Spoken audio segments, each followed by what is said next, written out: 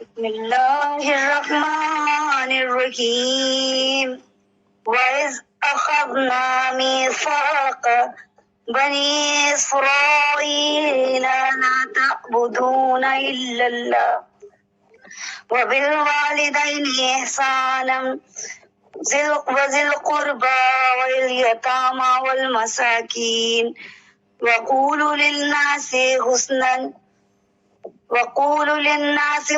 وَأَقِيمُوا الصَّلَاةَ وَآتُوا الزَّكَاةَ ثُمَّ تَوَلَّيْتُمْ إِلَّا قَلِيلًا مِنْكُمْ وَأَنْتُمْ مُعْرِضُونَ۔ نعرہ صلوات۔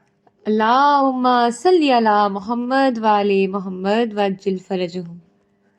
کنیزان جناب سیدہ پرساداران امام زین العابدین، آپ کی خدمت میں اور امام زمانہ کی خدمت میں آج کربلا کے 72 کے عزادار امام سجاد امام زین العابدین علیہ السلام کی شہادت کے موقع پر تعزیت پیش کرتی ہوں، اور یقیناً آج کی مجلس کا انتخاب اسی دن ہو گیا تھا کہ جب اس سے پہلے والی تقریر ہوئی تھی، اس سے پہلے والی مجلس تھی، تو وہی ٹاپک مکارم الاخلاق ہمیں دوبارہ اس کو آگے بڑھانا ہے اور اسی کے ذیل میں امام سجاد کی بات کرنی ہے۔ بے تو شک۔ میں نے وہی سورہ البقرہ کی 83ویں آیت کو منتخب کیا ہے، اسی کے ذیل میں ہم امام کی زندگی کے وہ پہلو کے جو یقیناً بہت مشکل سے سامنے لائے جاتے ہیں، بہت کمی سے ایسا ہوتا ہے کہ ذکر کیا جاتا ہے، کیونکہ امام کی زندگی کا کربلا والا پہلو دکھایا جاتا ہے یا عبادت والا پہلو دکھایا جاتا ہے۔ میں نے پچھلی مجلس میں بھی یہی عرض کیا تھا، ہمیں ضرورت ہے کہ اپنے تمام ائمہ کا ہم ذاکرین کی ذمہ داری ہونی چاہیے کہ ہمیں ان کا ذکر کرنا چاہیے، واقعات کے ذریعے لوگوں تک ان کی سیرت کو پہنچانا چاہیے، تاکہ ہماری جو سامعین ہیں، جو کتابیں نہیں پڑھ پاتے، جو ہماری طرح سے تاریخ نہیں پڑھ پاتے، تو ان تک وہ کردار پہنچ سکیں۔ خصوصاً چھوٹی بہنیں پڑھ رہی ہیں، ابھی ان کو اتنا زیادہ تاریخ سے لگاؤ نہیں ہے، نہیں پڑھ پاتی، موقع نہیں مل پاتا، ان کے لیے ضروری ہے کہ اہل بیت کی تمام ہستیوں کی سیرتیں مجلسوں کے درمیان بیان کیے جائیں۔ بے اور شک۔ بہت سے لوگ یہ کہتے ہیں کہ تبلیغ کی جائے، تبلیغ کی جائے، یقیناً تبلیغ بہت ضروری ہے، ہماری قوم کو تبلیغ کی ضرورت ہے، لیکن تبلیغ اہل بیت کی سیرت کے سائے میں ہو، تبھی تبلیغ ہے۔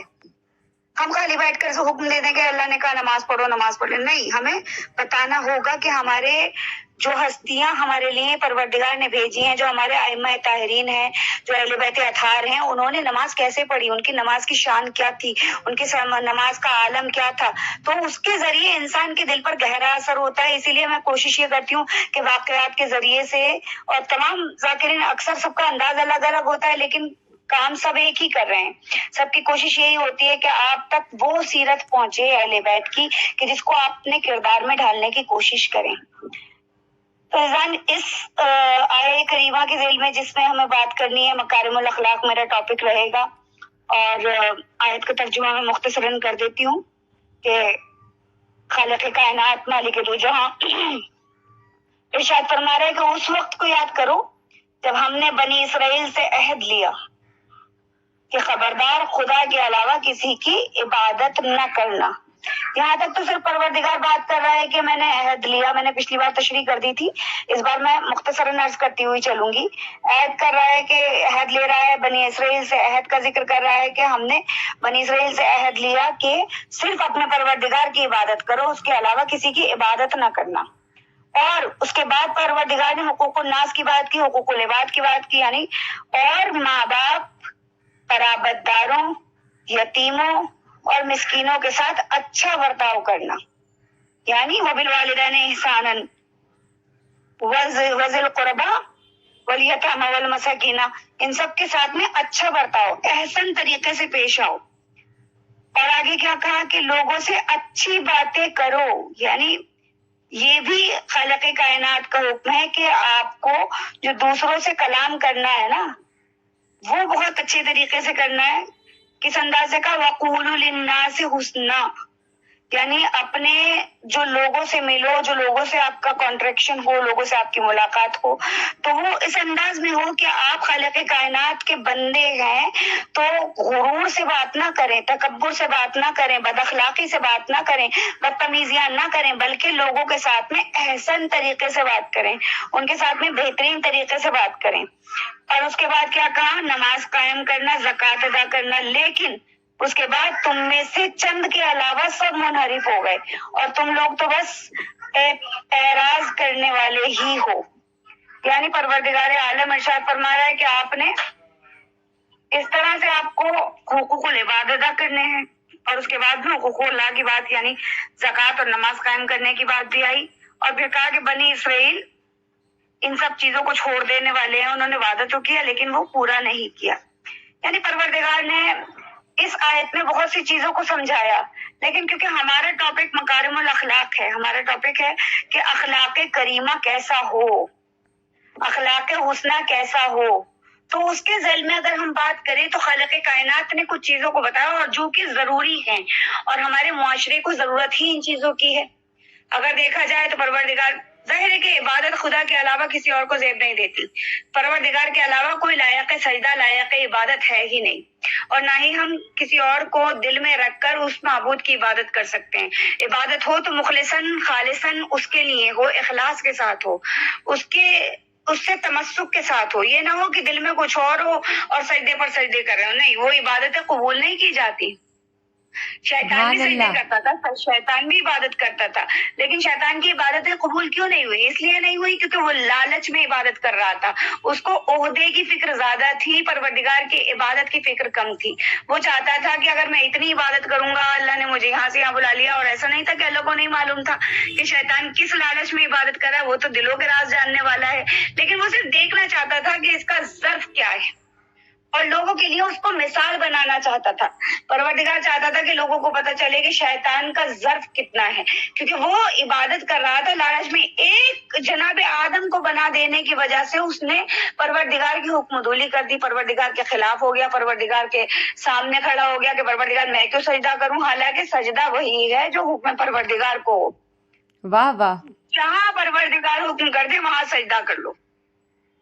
آدم کو سجدہ نہیں تھا، اگر آدم کو سجدہ ہوتا، جناب آدم کو سجدہ کرایا جاتا تو بت پرستی کوئی برا کام نہیں تھی، لیکن اللہ نے اللہ کے حکم کو سجدہ تھا، اللہ نے کہا کہ سجدہ کرو۔ اب جو حکم دولی کرے گا وہ پروردگار کا منکر ہے، وہ پروردگار کا نافرمان ہے، وہ پروردگار کے سامنے کھڑا ہو گیا، اس نے پروردگار کے ساتھ میں یہ اپنے عہد پروردگار جو تھا کہ لوگوں نے کیا کہ ہم اللہ کو وحدہ لا شریک مانتے ہیں، تو وحدہ لا شریک ماننا صرف یہ نہیں کہ ہم اللہ کے سوا کسی کو معبود نہیں مانتے، ہم اس اللہ کی ہر بات کو بھی مانیں، اس کے اطاعت بھی کریں، اس کے بتائے ہوئے راستے پر بھی چلیں، جو وہ کہہ رہا ہے اس پر چلیں، جس کو وہ منوا رہا ہے اس کو مانیں۔ اگر ایسا نہیں ہو سکتا تو یقیناً ہماری عبادت نہیں ہے۔ بہرحال اس کے علاوہ پروردگار کہہ رہے ہیں، پہلی بات تو سب سے پہلے کیا آیا آیت میں کہ تمہارے معبود صرف وہ ہے، اس کی عبادت کرو، اس کے علاوہ کسی کی عبادت نہیں۔ اور اس کے فوراً بعد، اور آپ یہ دیکھیں اگر دیکھا جائے تو بہت سے ایسے مواقع ہیں جہاں پر پروردگار نے اپنے حقوق کے بعد فوراً والدین کے حقوق کی بات کی ہے۔ اس کے بھی فوراً بعد یہاں پر بات اپنی تھی، اور اس کے فوراً بعد پروردگار کیا کہہ رہا ہے؟ وَبِالْوَالِدَيْنِ إِحْسَانًا، اور اپنے والدین کے ساتھ میں احسان کرو۔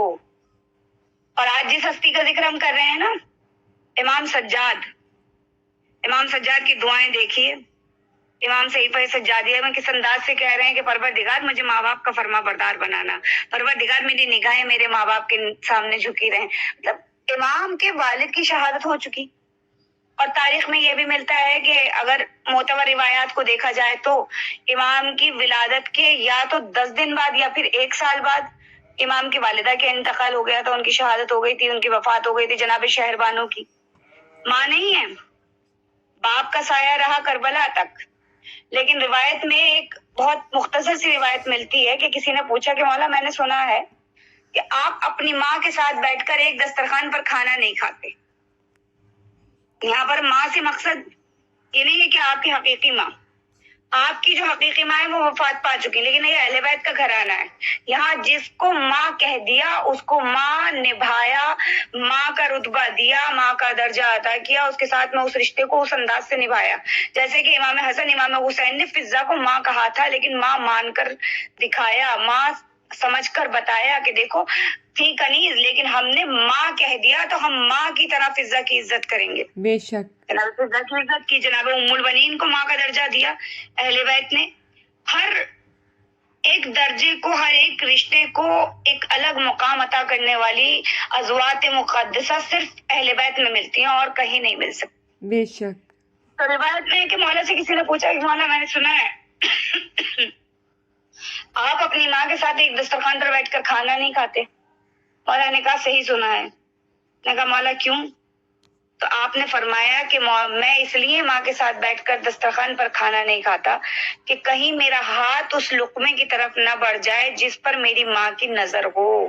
یعنی آپ سمجھ رہے ہیں کہ ماں کا احترام کرنے کا انداز امام کا کتنا پیارا ہے کہ امام وہ لقمہ بھی نہیں اٹھانا چاہتے کہ جس پر ماں کی نظر ہو. اور حالانکہ امام کی حقیقی ماں نہیں ہے، لیکن اہل بیت کے گھرانے میں سگا سوتیرا دنیا والوں کی طرح نہیں ہوتا، بلکہ ان کے تو رشتے ہی نرالے ہیں، ان کے تو محبتیں ہی نرالی ہیں. اگر ان کو دیکھ لیا جائے، ان کی زندگیوں پر اپنے آپ کو ہم ان کے جیسا، ان کی زندگیوں سے تمسک کر لیں، ان کے جیسا بننے کی کوشش کریں تو یقیناً ہماری زندگیاں یہاں رہتے ہوئے جنت ہو جائیں گی. امام کہہ رہے ہیں کہ میں اس لقمے کی طرف ہاتھ نہ بڑھا دوں جو میری ماں جس پر نظر رکھے ہوئے ہو یا جس کی طرف میری ماں کا ہاتھ بڑھنے والا ہو. تو ذرا سوچئے یہ حقیقی ماں کی بات نہیں ہو رہی، بلکہ اس ماں کی بات ہو رہی ہے کہ جس نے پالا ہے، یا اس ماں کی بات ہو رہی ہے کہ جو باپ کی زوجیت میں رہی. یعنی امام نے بتایا کہ دنیا والوں تم تو اپنی ماں کا لقمہ بھی چھین کر کھا لو، لیکن ہم وہ ہیں کہ جو اپنی ماں کا احترام اس انداز سے کرتے ہیں، اس طریقے سے کرتے ہیں کہ جس لقمے پر ماں کی نظر بھی پڑ جائے اس کی طرف ہمارا ہاتھ بھی نہیں بڑھ سکتا.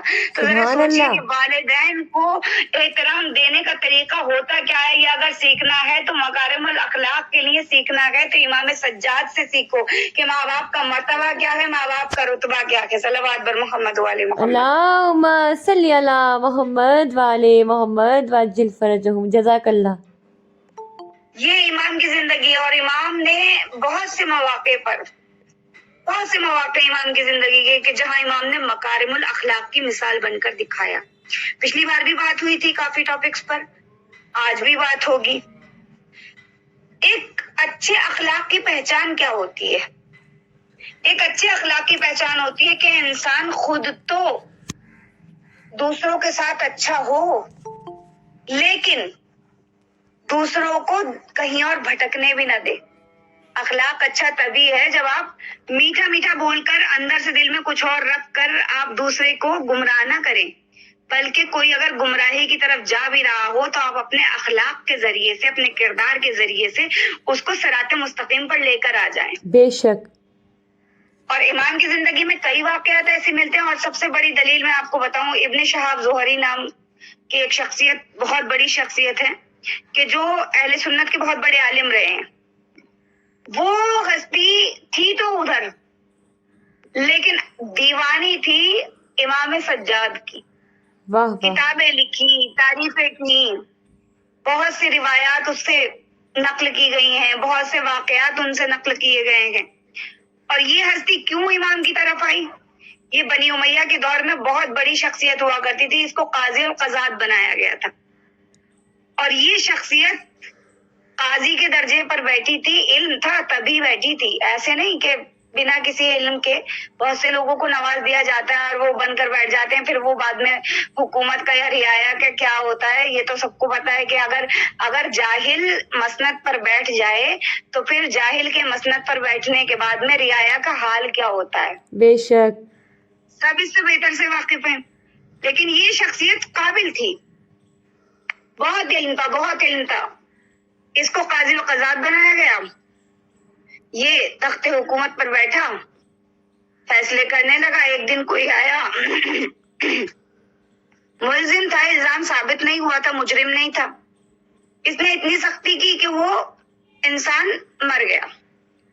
جب وہ فوت ہو گیا تو اس کے دل پر بہت اثر ہوا.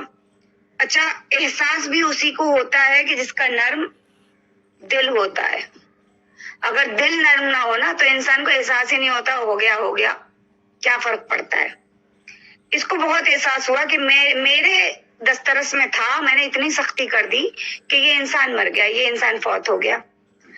اس نے اپنی مسند چھوڑ دی، عہدہ چھوڑ دیا، حد یہ ہے کہ شہر چھوڑ دیا، جنگل چلا گیا، فیملی سے دور، شہر سے دور، معاشرے سے دور، جنگل میں رہ رہا ہے، بس توبہ کر رہا ہے، بس رو رہا ہے، بس تڑپ رہا ہے، بس رو رو کر کہہ رہا ہے اللہ معاف کر دے، اللہ معاف کر دے، اللہ معاف کر دے.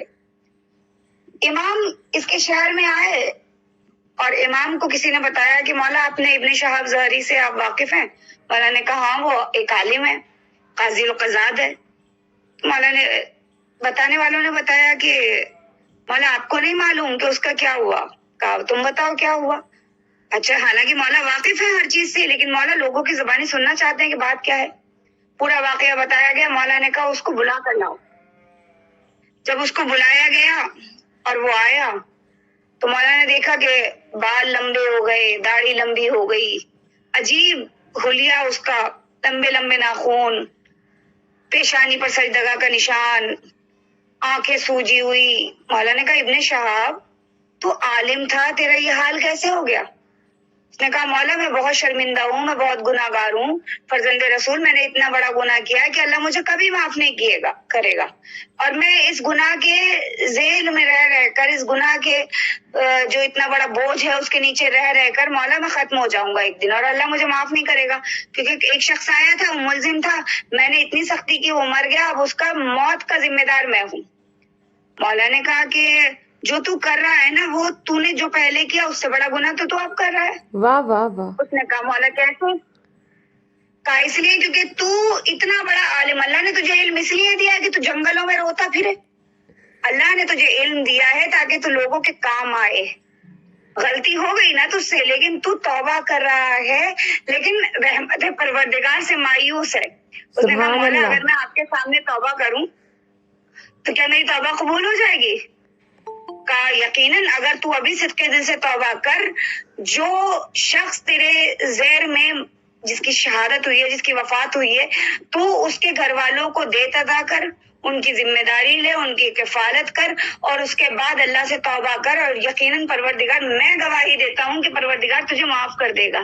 بے اس نے شک. اتنا سنا، اتنا فوراً اپنا حلیہ سنوارا، اس کے گھر گیا، دیت ادا کی، اس کی کفالت کی ذمہ داری لی، خاندان کی کفالت کی ذمہ داری لی، معافی مانگی، واپس اپنی مسند پر آیا، اور جب تک زندہ رہا یہی کہتا رہا میں نہ ہوتا اگر علی ابن الحسین نہ ہوتے، میں سبحان آج کچھ اللہ. نہ ہوتا اگر علی ابن الحسین نہ ہوتے. یعنی یہ امام ہے کہ جو اخلاق کے ذریعے کسی کو گمراہی سے راہ پر لے کر آ کر بتا رہے ہیں کہ روشنی دکھانے والے صرف اور صرف آل محمد ہیں. صلوات بے پر شک. محمد وعلی. اللہم صلی علی محمد وعلی محمد وعجل فرجہم. جزاک اللہ.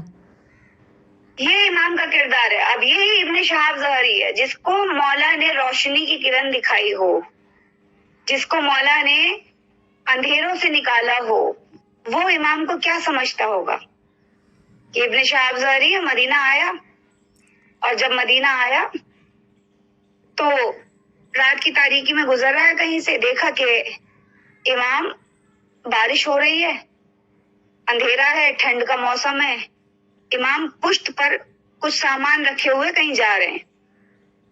اس نے مولا کو دیکھا تو رک گیا، سواری تھی، سواری سے اتر گیا. نے کہا مولا کہیں جا رہے ہیں؟ مولا نے کہا ہاں لمبے سفر پر جا رہا ہوں. کہا مولا اپنا سامان مجھے دے دے. کہا نہیں، یہ سامان خود ہی اٹھانا ہوتا ہے. کہا مولا میری سواری پر رکھ دیں. کہا نہیں، میں یہ سامان کسی کو نہیں دے سکتا کیونکہ یہ مجھے ہی لے کر جانا ہے.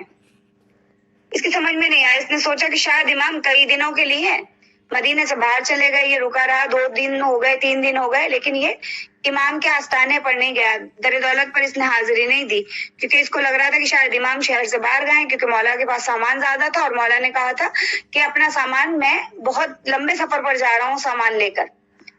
تو اس نے حاضری نہیں دی. 3 دن گزر گئے تو ایک دن مولا کا غلام آیا. کہا ابن شہاب تمہیں مولا نے طلب کیا ہے. دوڑا دوڑا گیا. کہا مولا آپ نے مجھے طلب کیا. کہا 3 دن سے کہاں تھے ابن شہاب؟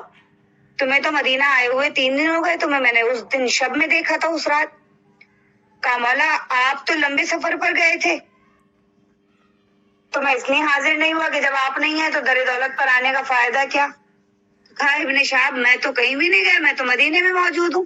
کہا مولا اس رات آپ مجھے ملے تھے تو آپ نے کہا تھا کہ میں لمبے سفر پر جا رہا ہوں۔ مولا مسکرا دیے۔ کہا مولا آپ کے پاس سامان بھی تھا؟ کہا ہاں وہ سامان تھا، لیکن میں لمبے سفر پر مدینے سے باہر نہیں گیا تھا، وہ یہیں کا سفر تھا۔ مولا خاموش ہو گئے، اس نے پوچھنا چاہا لیکن اس کو یقین تھا کہ مولا شاید آگے نہ بتانا چاہیں۔ آخر کار اس کو یہ لگا کہ مولا کہاں جاتے ہیں۔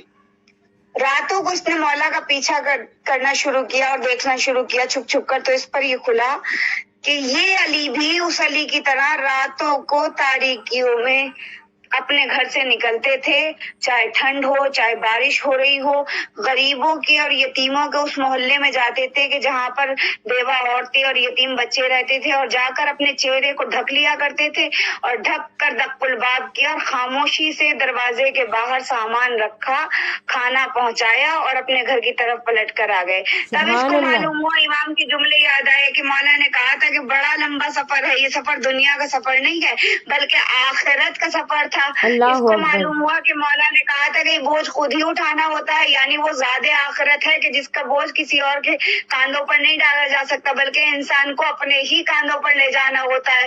تب اس نے کہا کہ واقعاً یہ صرف آل محمد ہیں کہ جو دنیا کو بھوکا نہیں سونے دیتے، اگر یہ ہستیاں نہ ہوتی تو مدینے کے یتیم ہمیشہ بھوکے رہتے، مدینے کے یتیم ہمیشہ بے سہارا رہتے، لیکن ہاں جس کے پاس سید سجاد جیسا مولا ہو وہ کیا بھوکا رہے، وہ کیا پیاسا رہے۔ یقیناً مولا ہیں تو پھر خدا کا کرم بھی ہے، اللہ کی عنایتیں بھی ہیں، رزق بھی مل رہا ہے، سہارا بھی موجود ہے۔ یہ علی بھی اسی علی کی طرح ہے، نام ہی علی نہیں ہے بلکہ کردار بھی علوی ہے۔ صلوات بر محمد سبحان والے اللہ، اللہم صلی علی محمد وعلی محمد وعجل فرجہم، جزاک اللہ۔ یہی تو مکارم الاخلاق ہے کہ یتیموں کے ساتھ، مسکینوں کے ساتھ میں آپ اچھا سلوک کریں، ان کے ساتھ بہترین طریقے سے پیش آئیں، ان کی مدد کریں، اور اگر آپ ایسا کرتے ہیں تو اللہ کی نگاہ میں محبوب۔ اور یہ اہل بیت وہ ازواج مقدسہ ہیں کہ جنہوں نے ہمیں بتایا کہ دیکھو ہم تمہیں تشنا نہیں رہنے دیں گے، ہر منزل پر ہر راہ میں تم لوگوں کو ہماری زندگیاں مشعل راہ کی طرح ملیں گی۔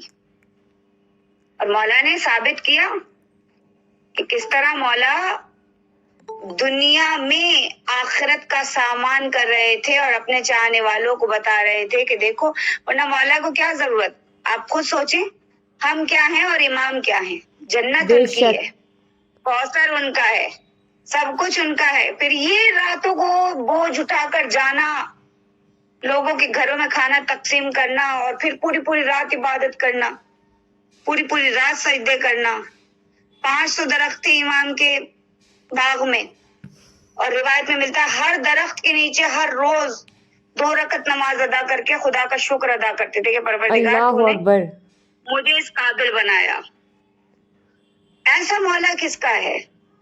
پروردگار نے ہمیں یہ ہستیاں عطا کی، سبحان اللہ، اور سبحان یقیناً اللہ، ہم جتنا شکر اللہ کا ادا کریں نا کم ہے، بے جتنا اس شک، پروردگار کا اس نعمت پر یعنی اہل بیت کی محبت کی نعمت پر ہم اس پروردگار کا شکریہ ادا کریں نا کم ہے۔ جن کے پاس یہ نعمت نہیں ہوتی نا انہیں پتہ ہی نہیں ہے کہ کیا ہوتا ہے، لیکن ہمیں معلوم ہے کہ پروردگار نے ہمیں ایسی ہستیاں عطا کی ہیں، ایسی شخصیات عطا کی ہیں بے جن شک، کے ہونے پر ہم نے ہمیشہ سر بلند کیا ہے، فخر کیا ہے۔ کسی چیز پر غرور کرنا جائز نہیں ہے، کسی چیز پر فخر کرنا جائز نہیں، لیکن اہل بیت کی محبت پر فخر کیا کیجیے، شکرا شکر کیا للہ، کیجیے شکرا پروردگار للہ، کا۔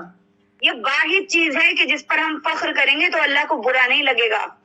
پروردگار تو نے ہمیں نعمت محبت اہل بیت عطا کی، سبحان تو نے اللہ، ہمیں سجاد جیسی ہستیاں عطا کی، تو نے ہمیں حسن و حسین جیسے امام عطا کیے، واہ واہ علی واہ، جیسے مولا عطا کیے، اتنی ہستیاں 12 امام بہترین کرداروں والے ہمیں عطا کیے۔ اگر یہ نہ ہوتے، اور دیکھیے ہم کیوں کرتے ہیں، انسان غربت میں زندگی گزار لیتا ہے، انسان قریب رہ سکتا ہے ان کا چاہنے والا، لیکن کبھی شکوہ نہیں کر سکتا کہ مولا ہمارے پاس یہ نہیں ہے۔ اور جو شکوہ کرتے ہیں وہ یقیناً ان کے عقیدے کمزور ہیں، بے شک، یقیناً ان کے عقیدے کمزور ہیں۔ ہم تو ایسی ہستیوں کے ماننے والے ہیں کہ جن کے چاہنے والوں نے فاقے کر لی ہیں، لیکن کبھی کسی کے سامنے یہ سر نہیں جھکایا کہ ہمارے مولا ہمیں کچھ نہیں عطا کرتے. بے شک بے شک. پروردگار پہ بھی نہیں کر سکتے شکوہ ہم، کیونکہ ہم اہل بیت کے چاہنے والے ہیں، یہی فخر کافی ہے. اگر اللہ دولت کے انبار بھی لگا دے نا اور ایک طرف اہل بیت کی محبت ہو تو یقین مانے دولت کے انبار ایک طرف ٹھکرا کے چاہنے والے اس محبت پر صابر و شاکر رہیں گے کہ جو پروردگار نے ہمیں عطا کی، بے شک. کیونکہ یہ محبت ہمارے لیے سرمایہ نجات ہے. دنیا تو آنے جانے والی چیز ہے، آج ہیں ہم کل نہیں ہوں گے، لیکن آخرت کے لیے ضروری ہے کہ اہل بیت کے کردار کو سمجھا جائے، اپنے کرداروں میں اس کو ضم کر لیا جائے. اور اگر ایسا نہیں کر سکتے تو یقیناً ہم سچے چاہنے والے نہیں. کیسے کیسے چاہنے والے مولا کو عطا کیے تھے پروردگار نے. ہم سوچتے ہیں ہم بڑے مولائی ہیں، ہم بڑے چاہنے والے، ہم بڑے محبت کرنے والے. مولا کے چاہنے والوں کو دیکھیں گے تو اب انسان کو سمجھ میں آئے گا کہ واقعا محبت اہل بیت ہوتی کیا ہے. بے شک. مولا کا ایک چاہنے والا مولا کی خدمت میں آیا اور آ کر کہتا ہے کہ مولا نے کہا تو بہت دن میں آیا، کیا بات ہے؟ کہا مولا جو انسان قرض میں اتنا ڈوبا ہوا ہو کہ وہ گھر تک نہ جا سکتا ہو دینداروں کے ڈر کی وجہ سے، وہ کیا کرے؟ خوب روئے مولا، بہت روئے. کسی نے کہا مولا آپ رو کیوں رہے ہیں؟ کہا کیا مصیبت پر رویا نہیں جا سکتا؟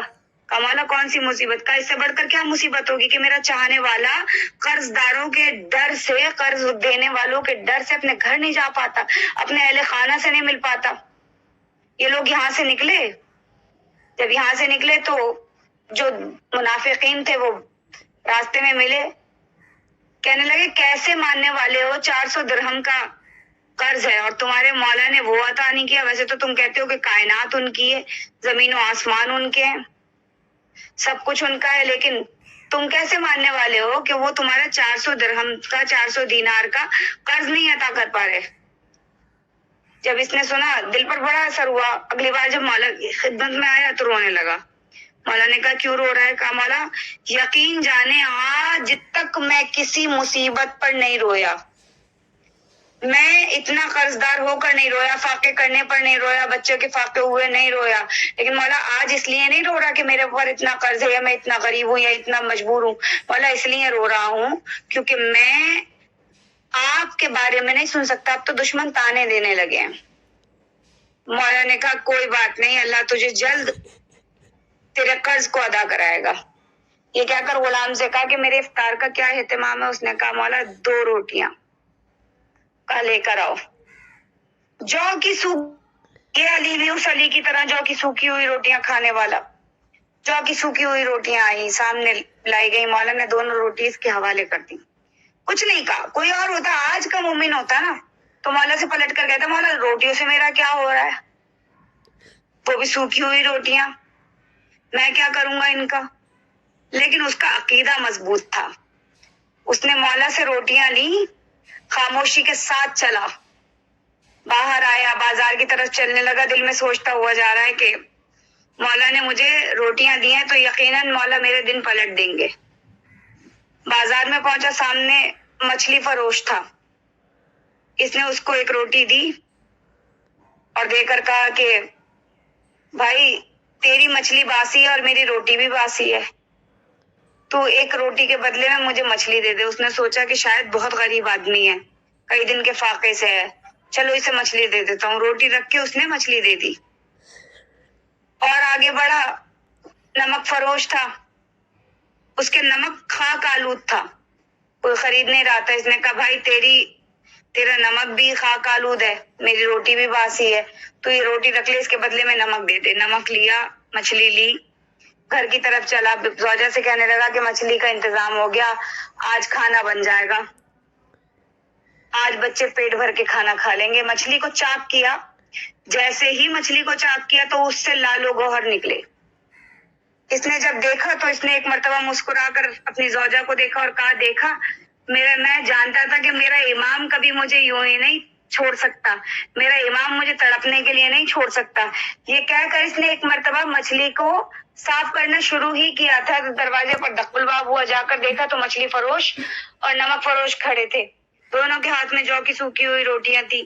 کہنے لگے, بھائی جب یہ روٹیاں تو دے کر گیا تھا تو ہمیں اندازہ نہیں تھا, ہمارے گھروں میں کوئی بھی ان روٹیوں کو کھانے کو تیار نہیں ہے, جو کہ اتنی سوکھی ہوئی روٹیاں ہیں, ہمیں تیری غربت کا اندازہ ہوا, تو مچھلی بھی رکھ لے, نمک بھی رکھ لے, اور یہ روٹیاں بھی تو ہی رکھ لے. دونوں روٹیاں واپس آ گئے. اب یہ لے کر آیا ہی تھا گھر میں کہ پھر دقل باب ہوا, دروازے پر جا کر دیکھا تو امام کا غلام کھڑا تھا.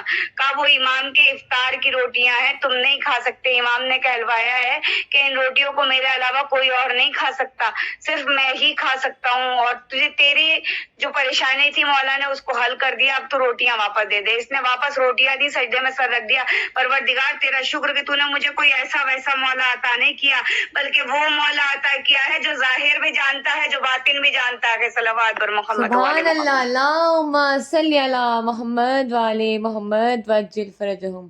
جزاک اللہ خیرن کثیرا. یعنی امام نے اس کی مشکل کو بھی حل کر دیا. اور کتنی برکت تھی ان روٹیوں میں کہ ایک تنگ دست کی تنگ دستی بھی حل ہو گئی. اور وہ خود کہتا ہے کہ جب میں نے وہ لال و گوہر بازار میں بیچے تو میرے نسلوں کے لیے کافی تھا, میرا قرض بھی ادا ہوا, اور میری کفر حالی, میری پریشان حالی, میری فقر حالی سب ختم ہو گئی. اللہ اکبر. ساری فقر حالی ختم ہو گئی. یعنی امام نے عطا کیا تو ایسا عطا کیا, اور کیا دیا, صرف 2 جو کی روٹیاں, اور وہ بھی اپنے مالک کے پاس واپس پہنچ گئی. لیکن اس میں ایک پیغام یہ بھی ہے, سوچو جو امام اپنے چاہنے والوں کو بھوکا نہیں دیکھ سکتا نا, وہ علی کی طرح جو کی سوکھی ہوئی روٹیاں کھاتا ہے. ایسی جو کی سوکھی ہوئی روٹیاں جو کسی سے ٹوٹ بھی نہیں سکتی, جیسے مولا کائنات کھایا کرتے تھے. وہ جو کی سوکھی ہوئی روٹیاں کہ جن کی وجہ سے مولا کائنات اپنے تھیلے میں سیل لگایا کرتے تھے. کسی نے پوچھا تھا کہ مولا آپ سیل کیوں لگاتے ہیں؟ کہا, اس لیے کہ حسن و حسین اگر دیکھتے ہیں کہ جو کی سوکھی ہوئی روٹیاں رکھی ہیں تو تبدیل کر کے تازی روٹیاں رکھ دیتے ہیں, لیکن میرا نفس چاہتا ہے کہ میں جو کی سوکھی ہوئی روٹیاں کھاؤں. میرے مولا سید سجاد صرف نام کے علی نہیں تھے, بلکہ کردار میں بھی علوی تھے. اور ایسا کردار کہ جو کربلا کے بعد شاید ہم ہوتے تو اتنا بڑا غم اٹھانے کے بعد یقیناً ختم ہو گئے ہوتے. ایک غم نہیں برداشت ہوتا, ایک جنازہ ہو گھر میں ہمارے ہوش اڑ جاتے ہیں. خدا نہ کرے پروردگار کسی کو کوئی غم نہ دکھائے, سب کے گھر میں خوشیاں ہوں سجاد کے صدقے میں, سوائے غم اہل بیت کوئی غم نہ ہو. آمین. لیکن ہمارا امام جو 72 لاشوں پر ایک دن میں رویا, اور شام غریبہ سب سے بڑی مصیبت کی رات تھی. میرے امام سے اگر